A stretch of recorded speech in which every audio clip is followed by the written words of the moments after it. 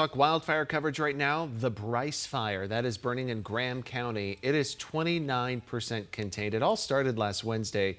It has burned nearly 3,000 acres. Several nearby neighborhoods, they were put on a set evacuation status over the weekend, but that has since been lifted. So some good news there for people living near the they are back now to a ready evacuation status. So a little bit of good news as they get that fire under control. Meanwhile, 150 miles to the north of that, there's another wildfire that has quickly burned through more than 1,200 acres. The Coyote fire that is burning near Eager and Springerville. That is just by the New Mexico-Arizona border. Crews say that this one started on Sunday afternoon and was the result of a structure fire that just spread to nearby brush and got out of control. This fire is about 25% contained. And as these fires continue to burn, stage 2 fire restrictions are now in effect in southeastern Arizona.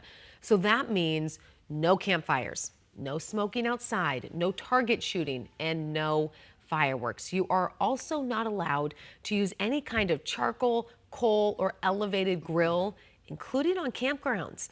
Liquid or gas stoves, those are okay. These rules apply on state, federal, and some tribal lands with Cochise, Graham, Greenlee, Pima, Pinal, and Santa Cruz counties. So just a big heads up, when we have these kinds of restrictions in place, you got to do things differently. Yeah, and they were saying that some of the problems with those wildfires is the wind. It just really grabbed a hold of those fires and they just took off.